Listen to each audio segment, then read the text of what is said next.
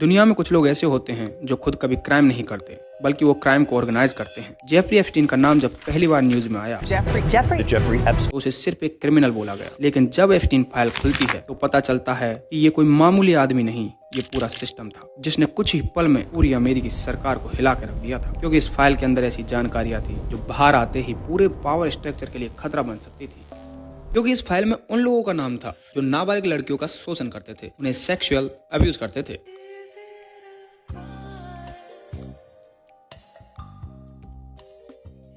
चलिए जानते हैं आखिर ये सब शुरू कैसे हुआ। जेफरी एप्स्टीन का जन्म 1953 में न्यूयॉर्क के एक मिडिल क्लास ज्यूइश फैमिली में हुआ। जेफरी के पास ना ही तो कोई अमेरिकी टॉप यूनिवर्सिटी की डिग्री थी और ना ही कोई ऐसा फाइनेंशियल बैकग्राउंड था। फिर भी सिर्फ 20 साल की उम्र में वो न्यूयॉर्क के मैनहट्टन इलाके में एलीट स्कूल में मैथ का टीचर बन जाता है। लेकिन कुछ सालों बाद जेफरी स्कूल छोड़ देता है और स्कूल छोड़ने के बाद जेफरी अमीरों का फाइनेंशियल एडवाइजर बन जाता है। धीरे धीरे करके वक्त के साथ जेफरी अब किसी पहचान का मोहताज नहीं रहा। अब बिलियनर्स, पॉलिटिशियंस और पावरफुल लोगों के साथ जेफरी के काफी अच्छे संबंध बन चुके थे। उसी का फायदा उठाकर जेफरी सन 1998 में एक प्राइवेट आइलैंड खरीदता है जिसकी कीमत $8 मिलियन थी। यहाँ से सारा खेल पलट जाता है दोस्त। नक्शे में देखिए एग्जैक्टली ये आइलैंड अमेरिका से लगभग 2000 किलोमीटर दूर कैरेबियन में था। इतना दूर की नॉर्मल नजर वहां तक नहीं पहुंचती, लेकिन कैरेबियन में होने के बाद भी ये आइलैंड अमेरिकन टेरिटरी का ये हिस्सा था। एक्चुअली दोस्तों यहाँ यूएस लॉ ही लगता है। इस आइलैंड का नाम था लिटिल सेंट जेम्स। बाहर से देखने पर यह प्राइवेट आइलैंड किसी स्वर्ग से कम नहीं था। यहाँ बहुत सुंदर beaches, helipad,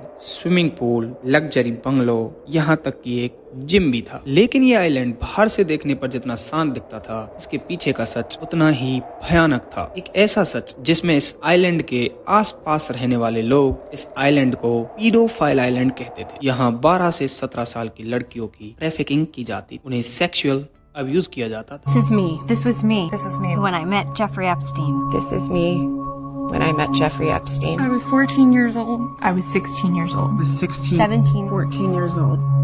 There are about 1,000 of us. और कुछ लोग ये तक क्लेम करते हैं कि यहाँ इंसानों का मांस तक खाया जाता था। सन 2009 में मैक्सिको के मोनेट्री शहर में एक लड़की अचानक एक होटल के बाहर चिल्लाती हुई नजर आई।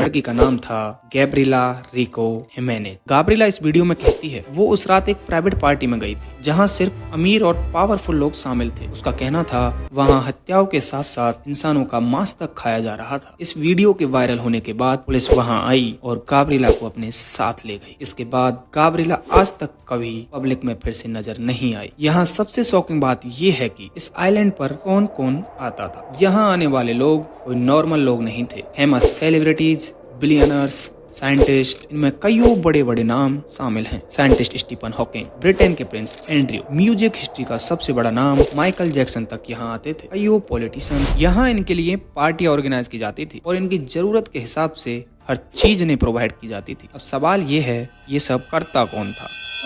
इसका नाम था जेफरी एप्स्टीन। जेफरी के लिए कईयों वर्ष तक ये सब ऐसे ही चलता रहा। ये बात सबसे छुपी रहती है, लेकिन तभी अचानक एक दिन फ्लोरिडा के पाम बीच इलाके में लोकल पुलिस स्टेशन में एक कंप्लेंट दर्ज होती है और फिर सब कुछ बदल जाता है। Okay, I understand. Can you tell me your friend's name?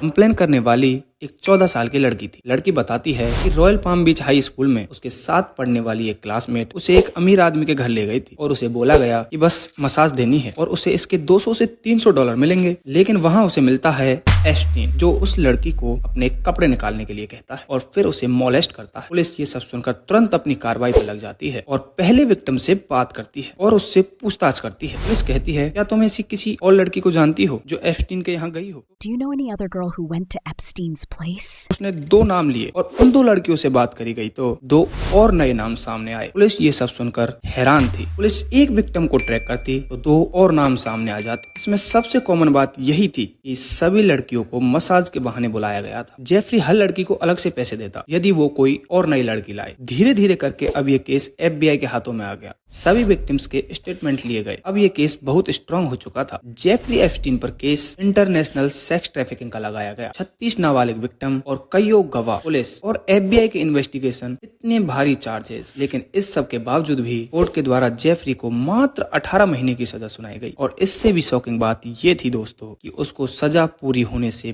5 महीने पहले ही रिहा कर दिया गया। इस सब के पीछे हाथ था एप्स्टीन का पावरफुल बैकग्राउंड, जिसमें उसकी पहचान ट्रंप से लेकर बिल गेट्स तक थी। आगे आने वाले कुछ साल एप्स्टीन आराम से अपनी लाइफ अपने लग्जरी आइसलैंड पर काट रहा था, बड़ी बड़ी पार्टियां कर रहा था। लेकिन जुलाई 2019 में ये केस फिर से ओपन होता है। एप्स्टीन को फिर से अरेस्ट कर लिया जाता है और उसे सीधा जेल भेज दिया जाता है। लेकिन फिर यहाँ आता है कहानी में ट्विस्ट। 10 अगस्त 2019 जेफरी एप्स्टीन जेल में अपनी सेल में मुर्दा पाया जाता है। Breaking news right now, disgraced financier Jeffrey Epstein has taken his own life while he was behind bars here in New York City. ये सब सुनकर लोगों का शोर फिर से उठता है और कहने लगते हैं ये सब कैसे हुआ। तभी जेल स्टाफ द्वारा बताया जाता है कि उस रात कैमरा चालू नहीं थे और एप्स्टीन ने अपने सेल में फांसी लगाकर खुदकुशी कर ली। लेकिन यही लोगों का मानना था कि ये मर्डर है। यही उसी वक्त डोनाल्ड ट्रंप एक ट्वीट करते हैं और कहते हैं कि ये सब बिल क्लिंटन ने करवाया है, क्योंकि एप्स्टीन फाइल में उनका नाम था। बिल क्लिंटन अमेरिका के पूर्व राष्ट्रपति हैं। बाद में लोगों का प्रेशर और कोर्ट की मदद से 19 दिसंबर 2025 को यूएस सरकार ने एप्स्टीन से जुड़ी इन्वेस्टिगेशन और डॉक्यूमेंट्स को पब्लिक करना शुरू किया। ये files Epstein file transparency act के तहत रिलीज की गई ताकि लोग देख सकें कि इन्वेस्टिगेशन में क्या क्या सामने आया है और फाइल में किस किस का नाम जुड़ा है। मीडिया रिपोर्ट्स के मुताबिक इन फाइल में सबसे ज्यादा बार नाम डोनाल्ड ट्रंप का आया है। ट्रंप और एप्स्टीन की लगभग 20 साल से मित्रता थी। वहीं दूसरी ओर अमेरिका के पूर्व प्रेसिडेंट बिल क्लिंटन ने जेफरी के प्राइवेट प्लेन से मल्टीपल ट्रिप्स की थी। ब्रिटिश रॉयल फैमिली से जुड़े प्रिंस एंड्रयू का केस सबसे ज्यादा कंट्रोवर्शियल रहा, जिसका जिक्र विक्टिम स्टेटमेंट तक में हुआ है। वही एक और सबसे हैरान कर देने वाला नाम